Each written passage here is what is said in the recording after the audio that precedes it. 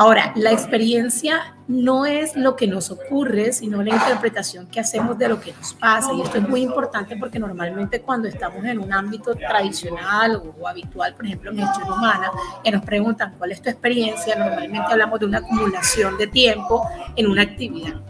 Y digamos que no está errado, pero digamos que algo más acertado y más enfocado hacia lo que vamos a conversar hoy es aquello que nosotros interpretamos de eso que nos ocurrió o de aquello a lo que le estamos dedicando tiempo. Y eso va a ser clave para entender cómo diseñar experiencias que de verdad dejan un aprendizaje significativo.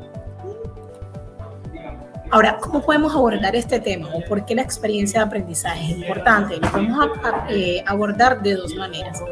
Desde el poder de la experiencia humana y de entender qué es lo que hace que una experiencia sea memorable, o sea, por qué recordamos algo y por qué no recordamos algo. Entonces, hablemos primero de la experiencia humana.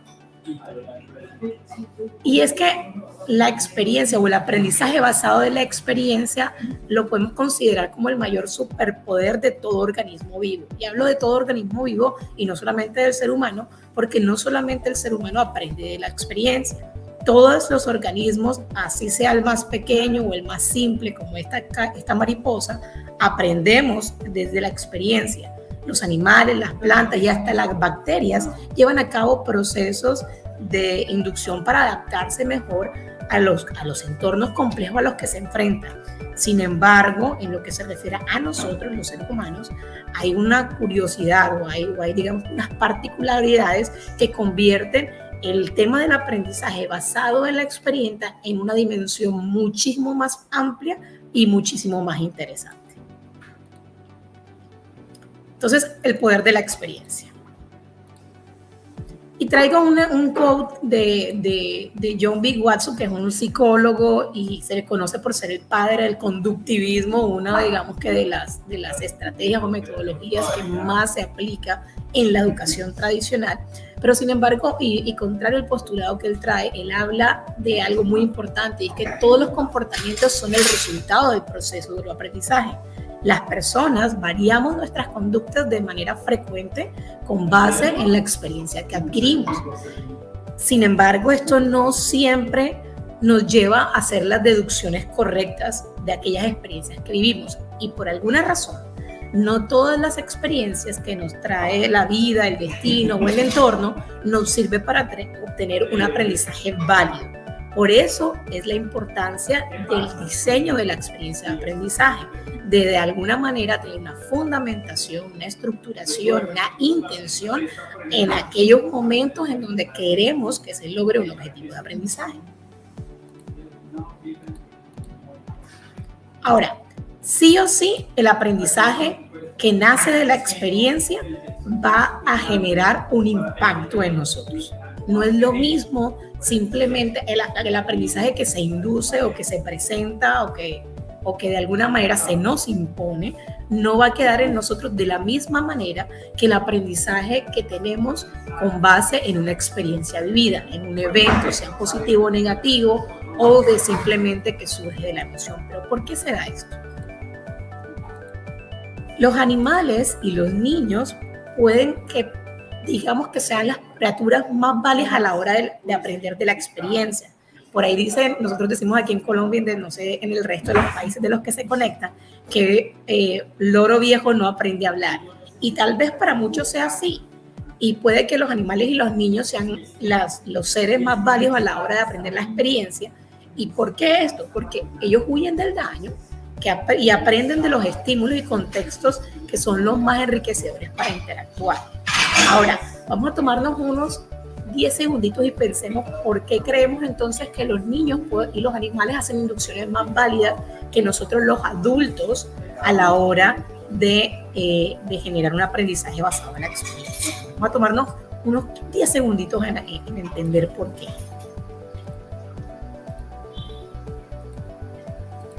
Y es que estudios recientes nos demuestran que durante la infancia hacemos mejores inducciones de nuestra experiencia que cuando somos adultos. ¿Ya respondiste la pregunta? ¿Por qué piensan ustedes que es así? ¿Por qué los niños hacen mejores inducciones que nosotros los adultos? Y es que al llegar a la edad adulta, es que la vida se vuelve muchísimo más complicada y no siempre es fácil de hacer buenas deducciones. Hay algo muy común y que se sabe mucho en la psicología y digamos que en los estudios de todo lo que es aprendizaje basado en las conexiones neuronales, que cuando varias personas pasan por una misma experiencia, a veces construyen diferentes interpretaciones de dicha experiencia y pueden incluso asumir aprendizajes opuestos. La causa de esto, de que no importa que sea el mismo evento, pero estas diferentes personas, por ejemplo, las que vemos ahí, con diferentes reacciones a un estímulo que tienen enfrente, está en que cada persona mira y percibe la realidad a partir de sus propias perspectivas y, muy importante, desde su propia personalidad. La experiencia del mundo no consiste, como les decía, en un número de cosas que se han visto, o sea, no es como cuantificable o acumulable, sino en el número de cosas sobre las que se ha reflexionado en profundidad. ¿Cuántos estímulos podemos percibir nosotros en este momento? Por ejemplo, yo me encuentro aquí en un espacio de coworking, en un café, hay alguien que está lavando los platos, tengo una persona que está transmitiendo al lado, siento el frío del ambiente, tengo una luz de frente, escucho los sonidos, pero solo hay 1, 2 o 3 estímulos de los que tengo alrededor que causan en mí un impacto e incluso pueden generar una experiencia, se quedan guardados conmigo. Entonces, aquello que de verdad genera un impacto en nosotros es a lo que nosotros vamos a llamar una experiencia significativa. Y es que las personas somos el resultado de 3 cosas: de nuestras emociones, de nuestros sesgos cognitivos y de nuestras actitudes. Es decir, de lo que sentimos, de lo que sabemos y de lo que somos, ¿sí?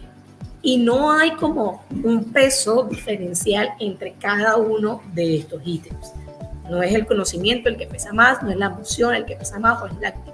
Es la sumatoria de esto lo que de alguna persona de alguna manera nos va a definir como persona. Y es que cuando llegamos a la madurez, a la adultez, nosotros filtramos cada experiencia a través de nuestra personalidad, de nuestro estado emocional y de nuestras necesidades. Y ahí es donde, de alguna manera, surge la importancia del diseño de experiencias de aprendizaje, por ejemplo, en un ámbito organizacional. Porque entonces no solamente va a ser la personalidad y la emoción lo que va a determinar, sino también las necesidades o la aplicación o la usabilidad, ¿sí? Lo que de alguna manera va a filtrar la experiencia. Habrá personas que logren valiosas deducciones de un aprendizaje o de una experiencia de una manera lógica y racional, pero no siempre es fácil aprender de lo que nos está pasando. No siempre es así. Y no siempre logramos analizar de manera analítica y objetiva las cosas. Entonces nosotros como diseñadores de experiencias tenemos que entender esta complejidad de las personas para poder evocar, ¿sí?, las emociones correctas, movilizar las actitudes y de alguna manera generar el espacio o digamos que los estímulos necesarios para propiciar la apropiación del conocimiento que queremos conocer.